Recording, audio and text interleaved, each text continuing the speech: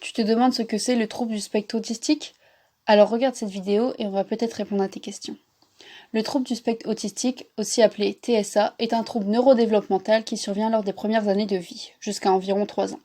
Il est caractérisé par une atteinte de l'ensemble des fonctions psychologiques telles que les fonctions communicationnelles et relationnelles, mais aussi sensorielles, perceptives et cognitives.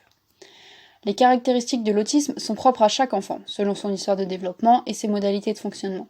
La compréhension et l'intervention n'est donc jamais la même d'un enfant à un autre. Les enfants atteints d'autisme ont souvent des handicaps retentissant sur leur vie personnelle, familiale et sociale. Leurs difficultés sociales peuvent causer de graves problèmes dans leur vie quotidienne puisque leur façon d'interagir socialement peut présenter un retard ou un caractère inhabituel. Cela va de l'isolement excessif à la passivité sociale. Dans 26 à 68% des cas, les enfants présentant un TSA ont également une déficience intellectuelle, c'est-à-dire un QI inférieur à 70.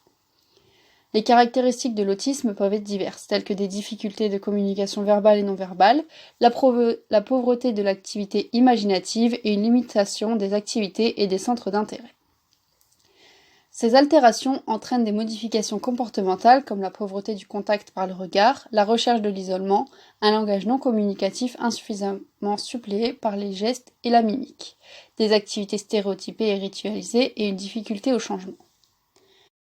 Les élèves présentent plusieurs difficultés majeures liées directement aux particularités de l'autisme. Par exemple, on peut retrouver un manque d'autonomie. Il aura besoin d'être davantage soutenu et encadré dans ses apprentissages parce qu'il a une faible capacité d'attention et de concentration. Des difficultés à s'intégrer dans un groupe dues à une difficulté de communication et un repli social.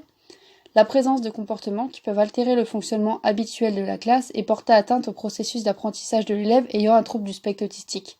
Par exemple, une résistance au changement, des difficultés à gérer les temps et les transitions.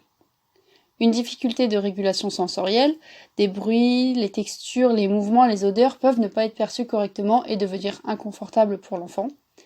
Un manque de motivation et d'engagement dans les activités, ou une incompréhension ou une mauvaise compréhension des consignes. Par exemple, l'école à lire, répondre en répétant plutôt qu'en répondant.